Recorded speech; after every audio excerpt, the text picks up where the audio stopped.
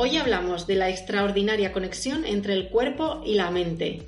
Nuestras experiencias, las emociones y los sentimientos se producen, antes que nada, en el cuerpo. Y a la vez nuestro cuerpo es el vehículo a través del cual podemos influir en nuestra mente.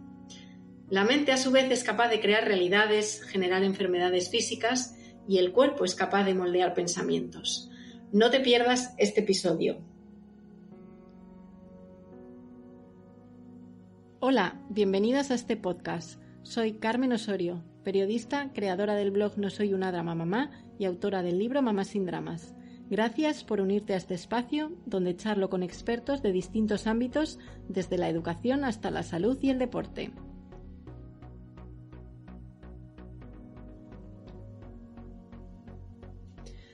Nuestras experiencias, nuestras emociones y sentimientos se producen antes que nada en el cuerpo. A la vez el cuerpo es el vehículo a través del cual podemos influir en nuestra mente. Vamos a hablar en este episodio de las emociones que expresa nuestro cuerpo, a la vez que hablaremos también de cómo regular nuestros estados de ánimo, cómo lograr un bienestar, tomar mejores decisiones. Y lo haremos con Rosa Molina, especialista en psiquiatría y experta en neuropsiquiatría y psicogeriatría. Bienvenida, Rosa. Muchas gracias, encantada de estar aquí, Carmen. Y me encanta, bueno, lo de psicogeriatría, o sea, es que realmente ya hay palabras para todo, ¿eh? Te ha sonado raro, ¿no? En plan, bueno, pues sí. neuroendocrinoinmunología ya vamos. Menos mal que no lo he tenido que decir yo. Bueno, vamos a hablar mucho de salud mental, pero mucho del cuerpo también, ¿no? Porque tendemos a separar la salud mental de la física y al final, pues quizás no es lo más correcto. ¿Realmente qué es la mente? Porque todo el mundo lo asocia un poco al cerebro, ¿no? ¿Dónde está la mente? O sea, dime en unos segundos un poco qué es la mente. Sí, esa es la gran pregunta, el gran debate, ¿verdad? ¿De dónde emerge la mente? Esto se lo cuestionan pues neurocientíficos, filósofos, el gran campo de la neurociencia, ¿no? Y el gran debate. Yo un poco menciono esto en el libro, quizás de pasada, ¿no? Porque creo que esto daría para manuales y manuales. Y hay muchísima gente, como he comentado, investigando. Quizás lo que yo recalco en el libro es el componente que tiene que ver con nuestro cuerpo. Es decir, cuando pensamos en mente, pues hay gente que piensa en el alma, ¿no? Sí. A lo mejor personas más religiosas o no necesariamente, y gente que piensa en el cerebro, ¿no? Como si fuera el único vehículo, cuando creo que eso es obvio, pero no siempre lo tenemos presente, que nuestro cerebro llega hasta el último recoveco de nuestro cuerpo y que la información la obtiene, ¿no? A través de múltiples canales y tenemos muchísima información almacenada en nuestras vísceras que nos acompaña en el día a día y que tiene que ver con cómo procesamos la realidad, ¿no? Con cómo se construye esa mente. Para empezar, porque es que nuestra mente se construye en ese desarrollo corporal, en ese desarrollo de nuestro cuerpo y nuestras primeras experiencias, como puede ser el tacto. Fíjate, el tacto físico de cómo nos tocan nuestros papás ya está influyendo de manera muy determinante en el desarrollo de nuestro cerebro. Ajá, qué interesante. Entonces, bueno, nada, es imposible, ¿no? Establecer los límites entre mente y cuerpo.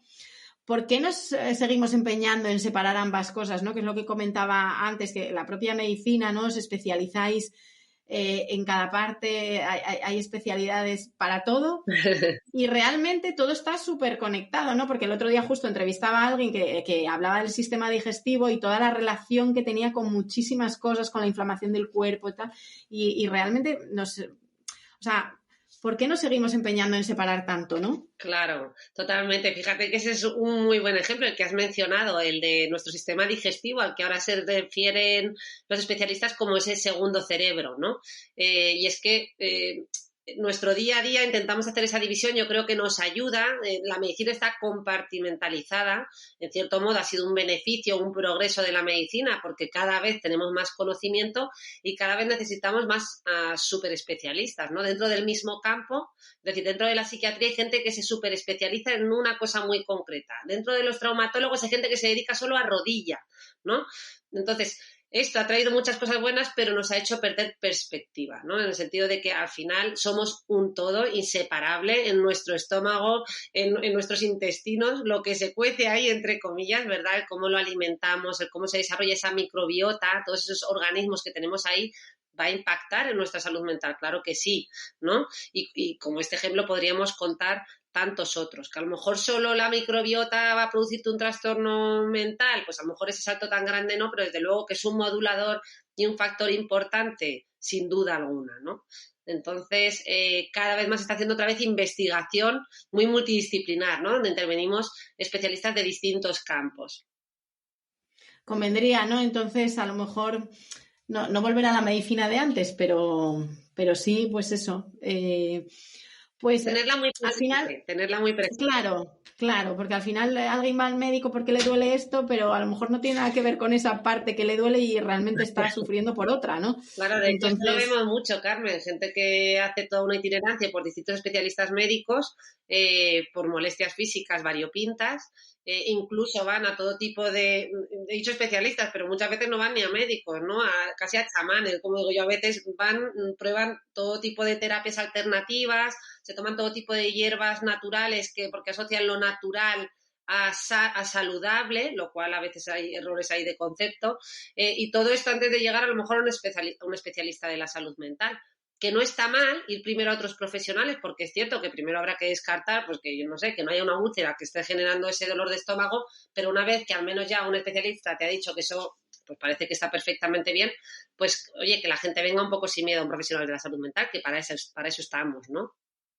Para ver que esas molestias físicas muchas veces son la manifestación de nuestros conflictos internos, de nuestras frustraciones o de nuestros miedos y de muchas más cosas. Claro. De hecho, cuando hablamos del cerebro estamos pensando siempre un poco como en aprendizaje, en razonamiento, en el lugar también, ¿no? Donde se regulan las emociones, pero hay una cosa que a lo mejor muchísima gente no sabe o no tiene muy claro, que el cerebro es responsable de funciones vitales como el ritmo cardíaco, la respiración. O sea, que realmente asociamos el cerebro a otras cosas y no. O sea, hay muchos órganos ahí implicados. ¿Podemos decir que todos nuestros órganos están conectados con el cerebro? Claro, sin duda alguna lo están, ¿no? Y fíjate que nosotros cuando nacemos, Carmen, nacemos con nuestro cerebro. El cerebro se puede dividir como en capas. Esta es una división clásica, ahora un poquito más denostada, pero la seguimos aceptando, nos sigue gustando y nos vale para explicar cómo se desarrolla ese cerebro. Las regiones más profundas son las que controlan nuestras funciones vitales, ese ritmo cardíaco del que tú has hablado, nuestra respiración, ¿verdad? Mantiene todos estos ritmos y, en definitiva, mantiene nuestra homeostasis corporal, nuestro equilibrio, el equilibrio interno. Nuestro cuerpo siempre tiende a restaurar ese equilibrio. Cuando nacemos, esa región cerebral es la que está un poco más desarrollada porque es la vital, es la fundamental para que el bebé pueda respirar y le pueda latir el corazón. Pero el desarrollo de las regiones cerebrales a las que atribuimos esas funciones cognitivas superiores de las que tú has hablado, incluso la propia regulación emocional, se desarrollan en diferido con el paso de los años. Fíjate que incluso la propia capacidad de regulación emocional se desarrolla bien tarde, ¿no? Esto es muy importante para los papás para tener presente que si nuestro hijo entra en una rabieta con 3 años, es que ojo que ese cerebro todavía no se ha desarrollado. Pues entonces, volviendo un poco a tu pregunta, efectivamente esas regiones profundas del cerebro son las que controlan esos ritmos. O sea, depende directamente de las regiones profundas de nuestro cerebro. Y sobre todo eso vamos a ir construyendo y desarrollando el resto, ¿no? de nuestro cerebro y de nuestras experiencias y vivencias que van a determinar mucho cómo nos vamos a autorregular en la vida adulta. ¿Nuestros pensamientos y emociones pueden modificar sensaciones físicas o pueden alterar el funcionamiento de otros órganos o sistemas? Claro, hombre, mira, te voy a poner un ejemplo clásico, ¿no? De repente me viene un pensamiento y me acuerdo de alguien que me gusta y me dan en automático, siento mariposas en el estómago, ¿o no? Es decir, nuestros pensamientos se conectan directamente con nuestros órganos. Y esto en el campo de la salud mental, entraríamos en el campo de la psicosomática, ¿no? Como muchos cuadros, fíjate, incluso con cambios físicos en nuestro organismo, por así decir, imagínate, una úlcera en el estómago podría ser generada por una causa psicológica. O sea, podríamos llegar a ver cambios en nuestro estómago fruto, por ejemplo, de un estrés crónico mantenido en el tiempo, ¿no? Sería, por tanto, un cambio físico generado por algo mental, ¿no? Algo psíquico. Este es el campo de la psicosomática, donde vemos todo tipo de alteraciones físicas con su origen en esos pensamientos, ¿no? De los que tú me hablas. Claro, no, es que realmente sí, o sea, al final te paras a pensarlo y todo el mundo conoce en su entorno a alguien, una persona pues negativa, ¿no? O con pensamientos constantemente preocupada por todo y dices tú, claro, es que, o sea, es normal que luego le duela la espalda todo el día, ¿sabes? O sea, tenga la piel fatal, dices, claro, es que con esa constante preocupación o esa constante negatividad, pues el cuerpo lo tiene que de alguna manera sacar, ¿no? Claro, claro, totalmente. Yo creo que si nos ponemos esos ejemplos cotidianos de lo que podamos experimentar todo, pues es lógico pensar que esto pueda ocurrir, sobre todo si ese malestar se cronifica. Y a veces se cronifica tanto, Carmen, que nos desconectamos de lo que originalmente lo ha creado, ¿no? O sea, hay gente que dice, pues vengo con todas estas molestias y no sé de dónde viene. Y a lo mejor el proceso psicoterapéutico es un poquito intentar volver a conectar dónde está el origen, ¿no?, de ese malestar, porque llega un punto que, como, por así decir, es como que se automatizan ciertas conductas y perdemos el origen, ¿no? Porque a lo mejor nunca nos hemos parado a pensar en ello o a trabajarlo. Ajá. Una de las cosas que me llamó la atención cuando leí el libro, que por cierto se llama Una mente con mucho cuerpo, es la conexión, sí, no, hombre, claro, entre la piel y el cerebro, porque decías en el libro, si te preguntara si preguntara, ¿no? Elige uno de tus sentidos, ¿por cuál te decantarías? Y yo irremediablemente hubiera elegido la vista, ¿no? O sea, que al final, no sé, es como que si te quitan la vista tienes la sensación de que te quitan todo. Pero luego, claro, me convenciste en ese episodio, en ese capítulo, me convenciste de que efectivamente el tacto es fundamental. Y yo nunca había pensado en algunos de los ejemplos que tú pones, ¿no? Entonces, háblanos un poco de la piel, porfa. Y esto que conste que no es porque mi hermana sea dermatóloga, ojo. Tenemos el podcast de piel a cabeza. Y últimamente protestaba y decía, le estamos dedicando mucho tiempo a la cabeza. Me decía, estás llamando a demasiados amigos psiquiatras. Digo, bueno, que ya sabes que piel y cabeza son uno solo. Y es que casualmente... Cuéntanos eso, claro. Casualmente, fíjate, Carmen, que de nuestro desarrollo embrionario, cuando se genera ese primer embrión, ¿no?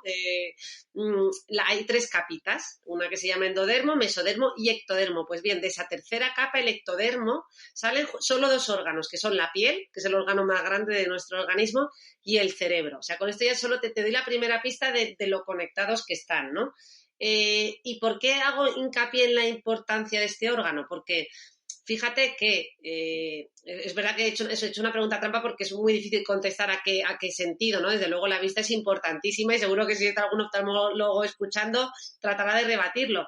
Pero los estudios científicos muestran que, bueno, pues que hay bebés, ¿no? Hay bebés que no tienen vista y se desarrollan con normalidad, con capacidades plenas, mientras que estudios que vieron aquellos niños abandonados en orfanatos que estuvieron carentes de contacto físico con cuidadores, que no recibieron ese contacto piel con piel, claro, estamos hablando de un contacto piel con piel mantenido en el tiempo, se estuvieron meses sin ese contacto, su cerebro no se desarrolló adecuadamente, es decir, presentaban grandes trastornos y retrasos cognitivos y psicomotores, es decir, tenían dificultades varias, ¿no? Y no desarrollaban las mismas capacidades que una persona que no había tenido, de una persona que había tenido ese contacto físico. Su cerebro era más pequeño y esto se cuantificó y se pudo medir, ¿no? Por tanto, es impresionante el papel que juega esos primeros contactos, ¿verdad? De nuestros cuidadores, nuestros papás, con nosotros. Y luego en el libro sigo hablando, ¿no?, del contacto físico, como incluso en las etapas adultas, pues seguimos viendo lo importante que es esto, ¿no? También comento que al final ese contacto físico, un buen abrazo de alguien que nos quiere es el mejor ansiolítico, es la medicación más rápida, porque me pueden dar una pastilla, pero que entre que se absorbe y no, desde luego un abrazo me calma de inmediato, ¿verdad? A lo mejor no cura, no me cura, pero desde luego me va a calmar y va a producir un estado de relajación y de bienestar que es innegable, ¿no? Habréis notado, claro, llevamos 2 años en los que el contacto físico se ha negado, entre comillas, ¿no? Entonces, habréis notado muchísimo, bueno, esto, además, los medios de comunicación sí que se han hecho eco, ¿no?, de la cantidad de problemas de salud mental que toda la pandemia ha generado, y me imagino que en parte ha sido por aislamiento, ¿no?, por la falta de contacto físico entre las personas. Hombre, yo creo que sí, ¿no? Que ha determinado y ha jugado un papel importante en cómo nos hemos encontrado. Es cierto que, claro, ha sido una cosa restringida, ¿no? A unos 3 meses, creo que fue, más o menos, y en cierto modo también estamos preparados, ¿no? El ser humano está preparado para ser resiliente y bueno, y podemos compensarlo y mucha gente pues ha estado acompañada de gente que ha estado más sola, la soledad, desde luego, ¿no? Ya no solo el contacto físico, sino ese aislamiento y esa soledad que han podido tener algunas personas mayores que se han visto totalmente aisladas, pues ha determinado muchísimo. Incluso hemos visto, yo que me dedico también a este campo de la psicogeriatría, como bien has mencionado, como muchos mayores han bajado un escalón importante por la falta de estímulos, ¿no? La falta de contacto físico, la falta de contacto con otras personas, de simplemente poder comunicarse, etcétera, etcétera. Y sí, sí, sin duda, juega un papel muy importante. Bueno, yo me imagino, es que claro, tú estás muy dedicada a la gente mayor, pero efectivamente yo he hecho mucho hincapié en los niños, porque es la parte un poco que me toca, pero siempre muy consciente de que, o sea, yo creo que justo los que más han tenido que notarlo han sido los niños por temas de aprendizaje, el uso de la mascarilla, el contacto físico también, ¿no? Que inhibe también su conducta, porque al final tú lo que aprendes tan pequeñito marca un poco cómo vas a ser de mayor, ¿no? Y entonces cuando a un niño le estás diciendo no compartas, no toques, no abraces, no sé qué, es un poco ir en contra de su naturaleza. Y luego pues los mayores que efectivamente que también tienen como esa necesidad porque al final pues el adulto pues tiene muchas más posibilidades de hacer cosas, trabajo, tal. La gente mayor pues se habrá sentido súper, no sé, súper, lo he pensado mucho, también, Hombre, aparte de yo los creo que niños, sí, los que ha mayores. sido una de las poblaciones más afectadas, ¿no? La gente mayor en residencias o incluso en sus propios domicilios, pues muy aislados, y los más pequeños, ¿no? Creo que han sido dos grupos de población pues más afectados. Y yo creo que esto que es palpable y que es evidente en las consultas de cualquier especialista. ¿Cómo de importante es el contacto físico en la infancia? Porque también hablas de eso en el libro. Bueno, pues eso yo creo que para empezar ese contacto es vital en nuestro desarrollo desde el nacimiento, o sea, es fundamental. Esto de no lo cojas en brazos que se va a acostumbrar, a ver si nos lo quitamos ya de la cabeza, cógelo todo lo que haga falta, cuanto más mejor, esto va a garantizar que se desarrolle, o sea, se va a garantizar autonomía, fíjate, casi me atrevería a decir que lo inverso, es decir, la gente piensa, no, si lo coges mucho se va a malcriar, no, eso va a hacer que desarrolle mucho más su seguridad, ¿no? Su confianza en sí mismo, el sentirse como arropado, ¿no? Al final, ellos, cuando somos pequeñitos, como hemos comentado antes, nuestra autorregulación viene en gran parte de fuera. Por eso un niño cuando se cae y se pone a llorar, corriendo vuelve a su papá o a su mamá, se abraza un poquito, recarga su apego, entre comillas, ¿verdad? Se calma y ya puede seguir jugando. Parecía que se estaba muriendo, pero en realidad lo único que necesitaba un poquito era pues reconfortarme, ¿no? En ese abrazo, en ese contacto físico con mi padre o con mi madre o con mi cuidador principal, ¿no? Y entonces esto determina mucho porque va a ayudarnos a que como yo me siento seguro, me atrevo a explorar mucho más el mundo. Es decir, en vez de conseguir eso de niños malcriados, lo que consigo es niños o personas adultas en un futuro con más confianza posiblemente en sí mismos por haber sido capaces de explorar más mundo, ¿no? Así que, bueno, yo creo que quizás hacer hincapié en este aspecto, ¿no? Y tirar un poquito por tierra algunos mitos que oímos. A mí me lo han dicho hasta a mí, ¿eh? Fíjate que me dedico y soy profesional en este campo, pero esto de no cojas tanto al bebé, ten cuidado que se va a malcriar, digo, bueno, esto no hemos avanzado. Bueno, aparte bueno, sí, es verdad que hay bebés que están como muy constantemente necesitándote y tal, pero que es que tampoco les va a durar ni media vida, ni toda la vida, o sea, por la adolescencia van a pasar todos. No van a estar en la adolescencia en brazos. No, y antes, ¿no? Ya cuando a los 2 añitos ya es yo lo hago, déjame, que yo lo hago, no me ayudes. Ya empiezan, ¿no? Con estas cositas, así que nada, yo creo que ha Bueno, quedado claro. vamos a hablar de fuerza de voluntad, porque esto es una cosa que a mí me pregunta muchísimo la gente, porque yo enseño mucho en redes sociales con pues, el ejercicio que hago y me lo preguntan, digo, pues ojalá la tuviera, por ejemplo, para comer, ¿sabes? Porque, o sea, comiendo ya no tengo esa fuerza de voluntad, ¿no? Pero es verdad que la gente te pregunta, jo, ¿cómo lo haces, no? La fuerza de voluntad es una cosa o sea, es obra del cerebro, es obra del cuerpo. ¿Qué pasa con la fuerza de voluntad? Bueno, es que otro gran melón, Carlos. Pues nada, venga, tenemos tiempo. Tenemos tiempo, mira. Es que es apasionante este campo, también a mí me gusta mucho, ¿no? La fuerza de voluntad todavía se está estudiando mucho, he de decir que hay todavía mucha investigación, hay teorías que se han tirado por tierra que parecían súper firmes. Parece que al final hay un poquito de componente hereditario, pero que sin duda la fuerza de voluntad es algo cambiante, que no es estático, que se mantiene para siempre y que no tenemos forma de modificar. Y podemos empezar por comentar los estudios más clásicos que se han hecho con respecto a este tema, ¿no? Hay muchos, ¿no? Pero en los años 70, los estudios de la Universidad de Stanford lo que hicieron fue, ya que hemos hablado de niños, volvemos al tema de los niños, coger a niños pequeñitos en torno a los 5 años en los que se les ponía en una habitación delante de unas golosinas, en concreto se les daban las nubecitas estas que se le llaman marshmallows en inglés, ¿no?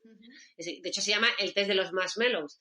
De Walter Mischel, ¿no? Que lo que hicieron fue, le ponían al niño con un plato delante de una nube o marshmallow y le decían, si eres capaz de no comértela y esperar durante un tiempo en el que yo voy a salir de la sala, cuando vuelva te podrás comer 2.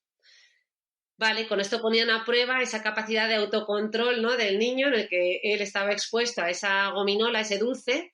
Es muy gracioso el vídeo, por cierto. Para los que nos estén escuchando pueden encontrarlo en Google si ponen test de los marshmallows, que además es muy divertido porque ves a niños utilizando todo tipo de estrategias, ¿no? Desde el que está como casi mordiéndose las uñas, otro que directamente se lo quita de la vista, ¿no? Sabiendo que corazón que no ve, corazón que no siente. Ojos que no ven, sí, sí. Todo tipo de estrategias con tal de contenerse, ¿no?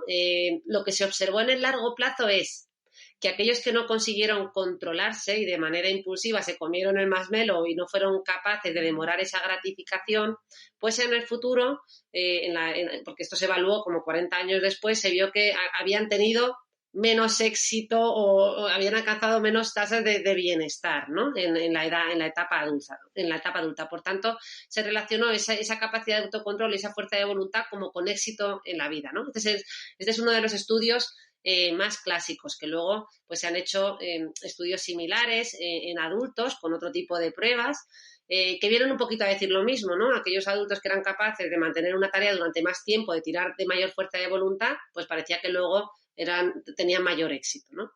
Pero claro, todo esto también ha sido cuestionado. También hay otro estudio que es el de Rob Baumister, no sé si te suena, de 1996, que habla del agotamiento del ego. Le llama así un poquito a esa pérdida de fuerza de voluntad que puede venir pues como consecuencia de distintas derivadas, ¿no? Diciendo de alguna manera que esa fuerza de voluntad no es infinita, ¿no? Como que era agotable. Estos estudios también han sido cuestionados, ¿no? Y lo que vienen a decir los que lo cuestionan es que, bueno, que la fuerza de voluntad nunca se agota por completo, sino que en un momento dado, imagínate que después de un largo día, de haber tomado decisiones muy importantes y que uno está totalmente psicológicamente agotado, ¿no? Y iría a la nevera y se come lo que pille de manera impulsiva y sin ningún tipo de control, no se agota por completo. Es decir, siempre nos va a quedar un mínimo y si ocurre una situación mayor vamos a tener fuerza de voluntad para vencerlo.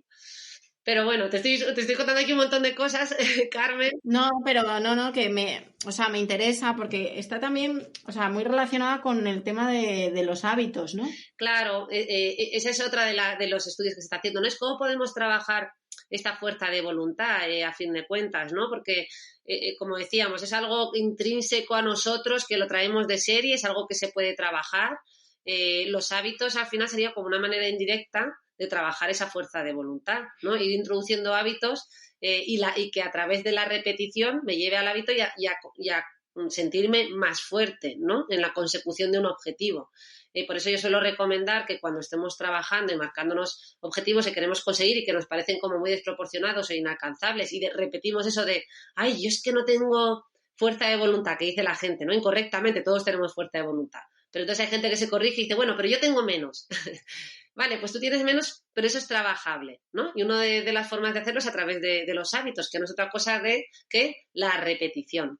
Es decir, por ejemplo, ponerme pequeños objetivos alcanzables. Si lo que quiero es ir a correr, pues empezar por 5 minutos durante la primera semana o incluso menos, algo que sea que roce lo absurdo e ir repitiendo, ¿no? Y con eso conseguimos primero trabajar un poquito la fuerza de voluntad y también la motivación, ¿no? Que al final van de la mano. Cuando estoy motivado, pues posiblemente la fuerza de voluntad pues sea más fácil mantenerla, claro está. Uh-huh. Otra de las cosas que explicas en el libro es cómo los mecanismos relacionados con lo cognitivo siempre han sido considerados independientes al movimiento. Es decir, hemos relacionado siempre quizás el movimiento con el cuerpo y el conocimiento a la mente o al cerebro, ¿no? Obviamente, pues estábamos de alguna manera equivocados. ¿Cómo influye o cuánto influye el movimiento a nuestra capacidad de pensar, de aprender, a sentir?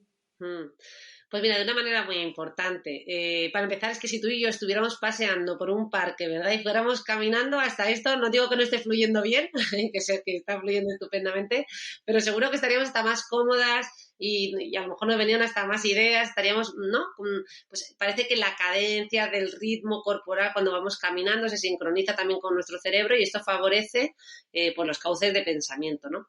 Desde que nacemos, en realidad si nos damos cuenta, primero empieza el movimiento, ¿verdad? Todavía no tenemos lenguaje y muchos estudios apoyan que conforme vamos aprendiendo a caminar, ese movimiento de desarrollo favorece también el desarrollo de nuestro lenguaje y de otras funciones cognitivas.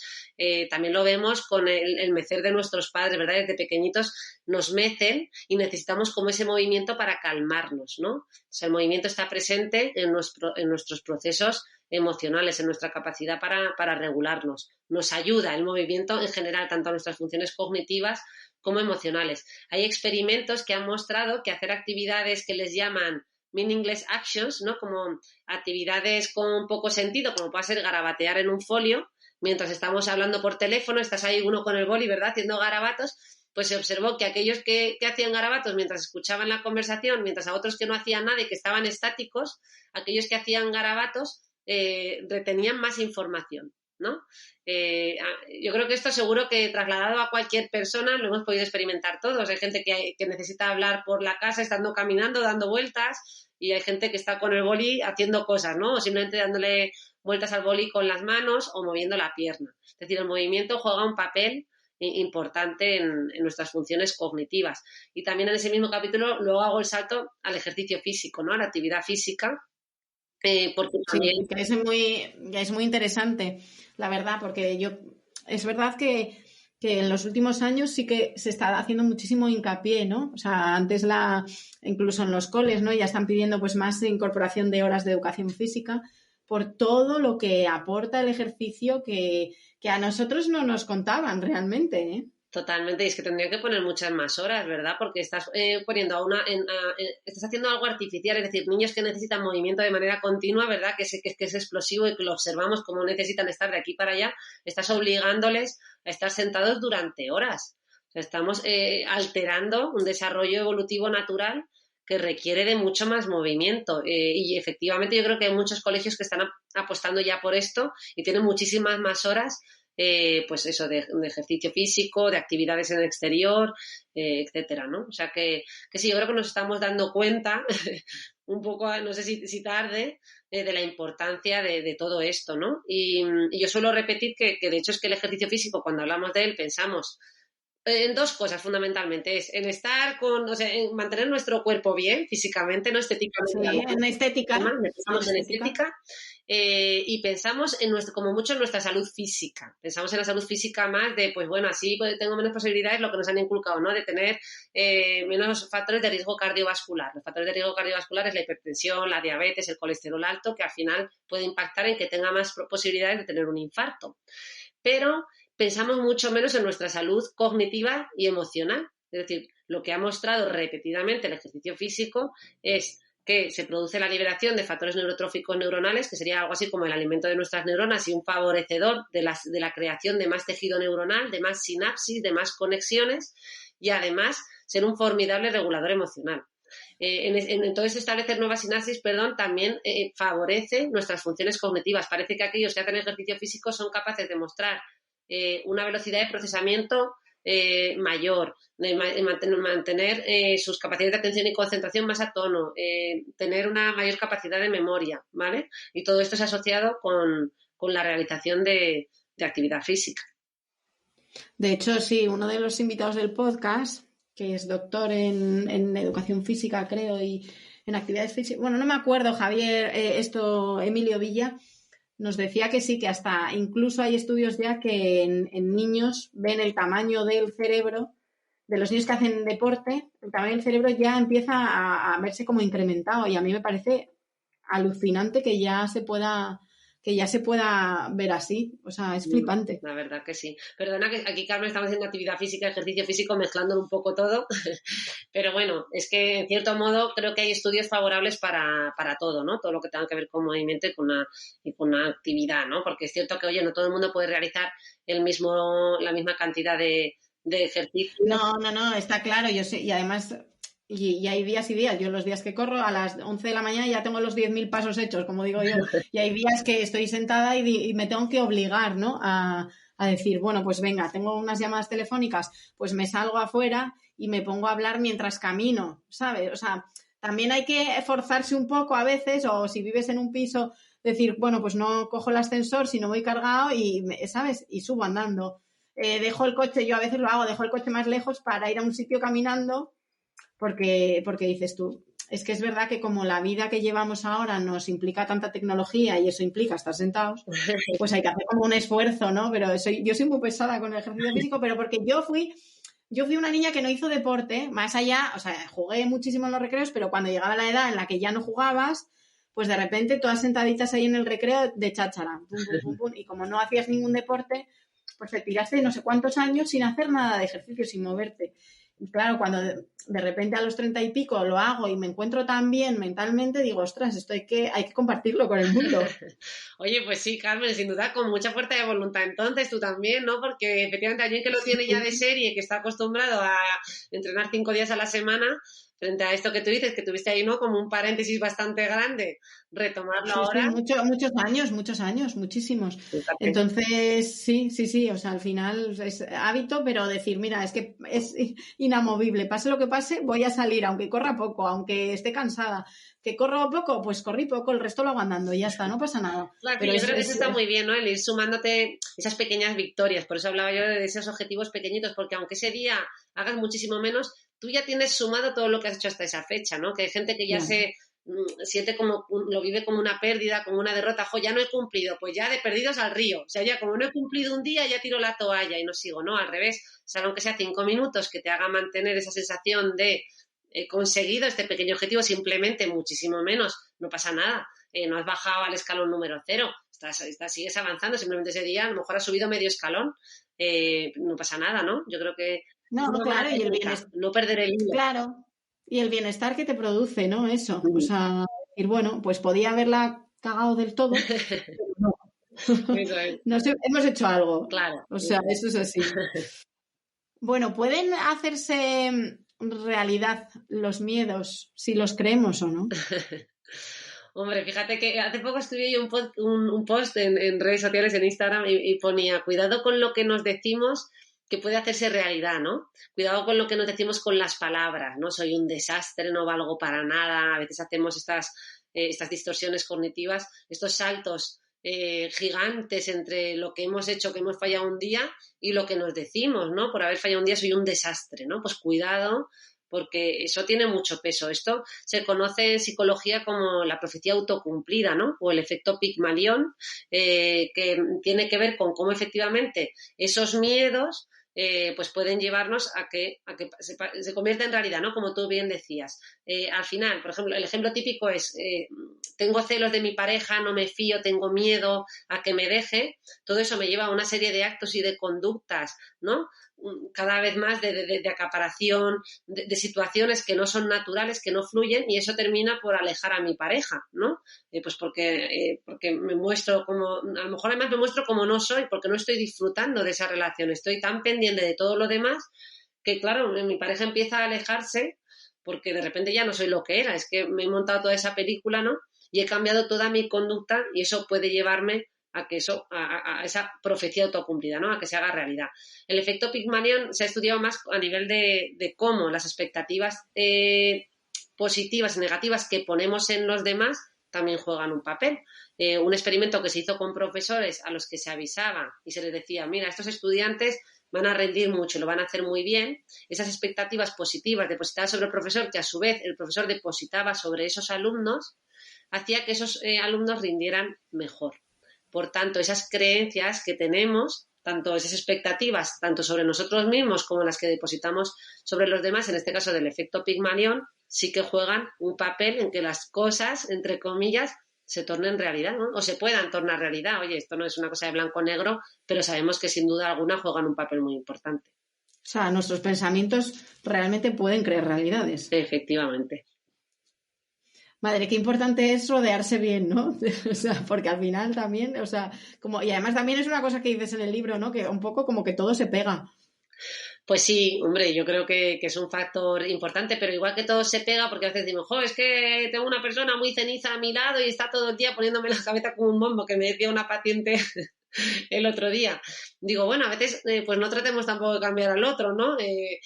Vamos a intentar generar nosotros un efecto positivo, en vez de entrar a pelear y a decirle aspectos negativos a esta persona de, estás todo el día diciendo cosas negativas, vamos a cambiar el foco, vamos a nosotros a generar situaciones positivas, vamos a reírnos, vamos a proponer algo diferente, vamos a romper ese círculo vicioso en el que al final entramos todos, porque es verdad que hay gente que pueda ser más negativa, ¿verdad? Pero entramos porque queremos, por tanto, podemos en cierta medida pues modular y ejercer un efecto en positivo, que esa es la buena noticia, ¿no? Tanto tiene su cara positiva como su cara negativa, esto es que los pensamientos se hagan realidad.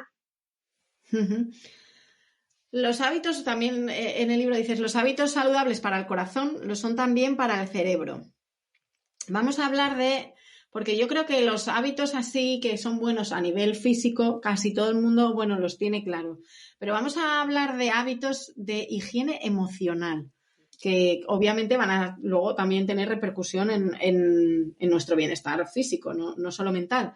¿Cuáles serían hábitos de higiene mental? Sé que son varios, podemos extendernos con esta cuestión.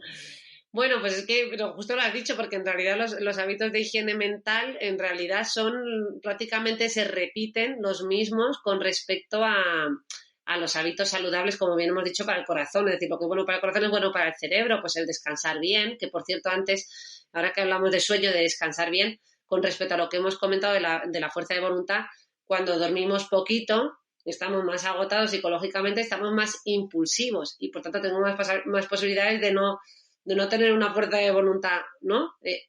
A tono y caer, por tanto, en esa tentación, si estoy a una dieta, pues de no cumplir mi dieta. El sueño juega un papel muy importante, me parece fundamental, esa dieta equilibrada, ¿verdad?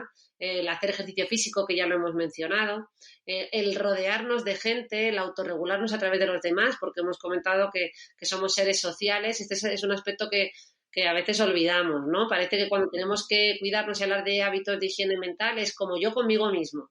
Bueno, tú contigo mismo y con los demás, porque somos un todo, ¿no? Y nuestra mente se genera no solo con respecto a mí mismo, sino con respecto a esas otras personas. Y luego, y ya como cosas más específicas que tengan que ver con la salud mental, pues quizás mencionaría hacernos con un lenguaje amplio, ¿no? De un lenguaje emocional en el que aprendamos a nombrar nuestras emociones.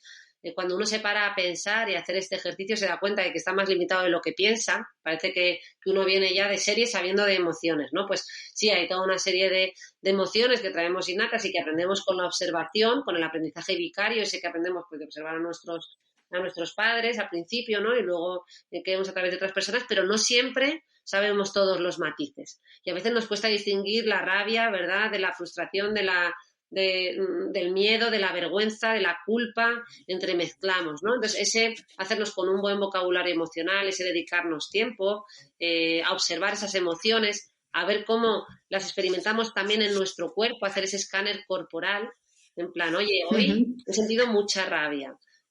¿Cómo he reaccionado? ¿Qué pensamientos tenía en ese momento?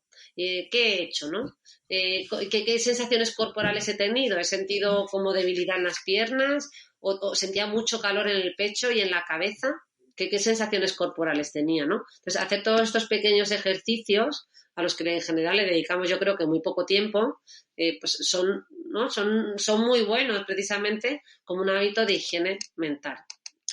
Y bueno, yo creo que fundamentalmente me quedaría con esos, ¿no? Con la parte emocional y con la parte de el cuidado social, que son como diferentes a lo que estamos habituados a escuchar. También incluías perdonar y perdonarte a ti mismo. Yo no sé si, claro, tú en tu consulta verás pues personas con traumas, ¿no? Y que necesitan un trabajo de perdonar, o sea, de perdonar a otras personas, pero también de perdonarse uno a sí mismo. ¿Esto es Correcto. frecuente? Sí, sí, totalmente, ¿no? Mira, el trauma yo creo que juega un papel muy importante en muchos de los aspectos que nos toca atender en salud mental. Y no me refiero a grandes traumas de un trauma psíquico de una gran catástrofe o una violación, no necesariamente, pueden ser traumas de otro tipo, pueden ser microtraumas, pero que sí que han quedado grabados, ¿no? Y sí que nos han marcado. Entonces, yo creo que un aspecto importante es, bueno, perdonar al otro. A veces no nos queda otra porque ya no hay nada que no vamos a poder cambiar a ciertas personas. Incluso hay personas o situaciones que han podido pasar a lo largo de nuestras vidas que ya se acabaron, ya se cerraron, y necesitamos aceptar y a veces perdonar para poder avanzar, porque si no nos podemos quedar enganchados en esa lucha. Y cuando nos quedamos enganchados en esa lucha desde la rabia y la frustración y la impotencia, pues no podemos poner el foco en otro lado, ¿no? No podemos trabajar en esa resolución de problemas, en ese ir a tomar otro camino que me proporcione a mí salud mental. Y luego también eso, como bien decías, perdonarnos a nosotros mismos, porque a veces somos como muy exigentes, ¿no? Muy perfeccionistas, nos machacamos con los deberías haber hecho esto o lo otro, y claro, a veces somos tan duros que todo esto nos genera mucha culpa y lo que haces es empeorar nuestro malestar. Entonces, ser un poquito más prácticos en este sentido. Oye, voy a ser un poco más amable conmigo mismo, voy a cuidarme un poquito más, voy a felicitarme por los pequeños logros y no quedarme solo con esas cositas negativas que nos pueden pasar a todos, ¿no? Porque yo creo que cosas negativas van sucediendo a lo largo de la vida y son inevitables. Y bueno, pues sí, que perdonarnos y aprender a perdonarnos y aprender a perdonar, en el sentido amplio. Tú que trabajas con personas mayores, entiendo por lo que hemos dicho de la Y bueno, en realidad psicogeriatría, ¿no? veo de todo, ¿eh? Veo adultos la mayor parte de la semana. Tengo luego un día a la semana que es una consulta monográfica, que le llamamos, que es eso, como una consulta especializada en el hospital, que es esta de psicogeriatría. Que tenemos como asociado que las personas mayores pierden capacidades cognitivas, pero tú en el libro dices, no, una persona que no tiene enfermedades no tendría por qué presentar deterioro cognitivo. Claro, la gente da por normales, o sea, da por normal que la vejez tiene que traer, porque sí, pues que seas más torpe, que tengas peor vista, que no te acuerdes de las cosas. Claro, cuando tú dices esto del cerebro, dices, ostras, bueno, yo lo veo con mi padre tiene 72 años y está estudiando la carrera de matemáticas, o sea, digo, ostras, no, digo, al final, digo, si es que tiene el cerebro más trabajado que yo, este hombre. Sí, pues mira, mi abuela tiene 92 ahora y tiene unas capacidades cognitivas que alucinas. O sea, tiene una memoria la mujer, y claro, tiene ese cerebro, pues yo me atrevería a decir que bastante limpio, ¿no? Entre comillas. Aquí lo que hago hincapié en el libro efectivamente es, los estudios parecen apoyar que primero que el cerebro sería de los órganos que más tarde envejece, ¿vale? Que prácticamente las funciones cognitivas superiores, lo que llamamos, ¿no? Lenguaje, atención, concentración, memoria, lo que llamamos función ejecutiva, capacidad visoespacial, etcétera. Estas capacidades, en principio, si no hay lesión cerebral, pues lesión cerebral nos referimos, por ejemplo, a patologías neurodegenerativas. Las neurodegenerativas sería la demencia, el Parkinson, ¿no? O no hay patología cardiovascular, como la hipertensión, la diabetes y el colesterol, que pueden producir microinfartos en mi cerebro y que eso también derive, por tanto, en neurodegeneración, ¿no? Entonces, mientras no haya enfermedad, en principio el cerebro se puede mantener bastante intacto durante años. Bueno, e incluso habiendo enfermedad, incluso habiendo daño cerebral, hay gente que tiene muy buena reserva cognitiva, que sería algo así como nuestros ahorros cerebrales, y son capaces de compensar ese daño cerebral y tener funciones cognitivas pues muy funcionantes, ¿no? O sea, parece que realmente con la edad a lo mejor perdemos un poquito en lo que sería velocidad de procesamiento, ¿vale? Pero el resto de funciones se pueden mantener bastante intactas durante años.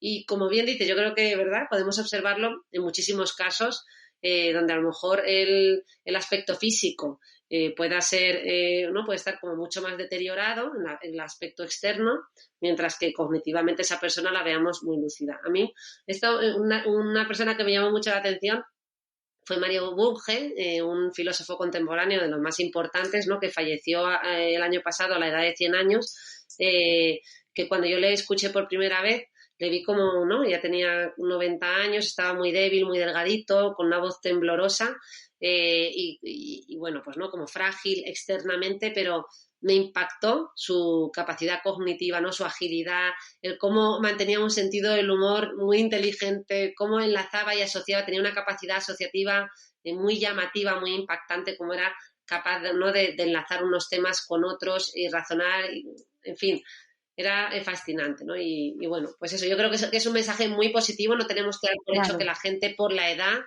va a ser más torpe, esto es lo que se llamamos como el edadismo, al final es un estigma asociado a la edad, ¿no? Y esto, hasta los propios profesionales caemos en ello, cuando le hablamos con un tono infantilizado a los pacientes que recibimos en consulta, ¿no?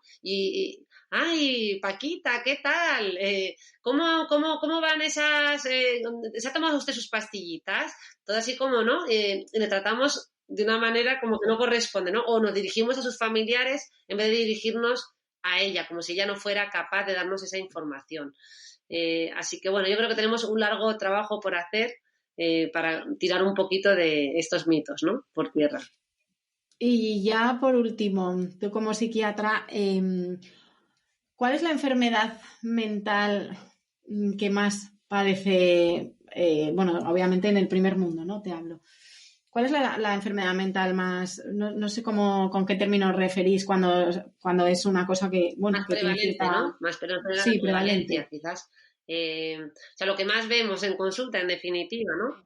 Pues a ver, hablando en una consulta de adultos, que sería la que yo recibo, lo que es más prevalente son los cuadros ansioso-depresivos, ¿no? En el espectro ansioso-depresivo, sin duda alguna. Y cada vez más, ¿no? Hay quienes debaten si todo esto tiene mucho que ver con la sociedad en la que nos ha tocado vivir, en la época de la hiperproductividad, de la hiperexigencia, y cómo este ambiente sociocultural nos promueve y facilita que esto pues se dé más, ¿no? Pues bueno, pues podría ser, ¿no? Yo creo que sin duda alguna todo lo que vemos en salud mental, ni mucho menos es solo biológico, claro que no, ¿no? Está claro que es todo biopsicosocial y que todos esos factores externos pues juegan un papel. Es que vivimos muy rápido si lo comparamos con nuestros abuelos, bisabuelos, que tenían otras cosas, ojo. O sea, pero que a veces no por tener más facilidades para hacer las cosas se hacen mejor, sino que hacemos muchas, pero no mejor. Entonces, quizá eso sí que sea relevante.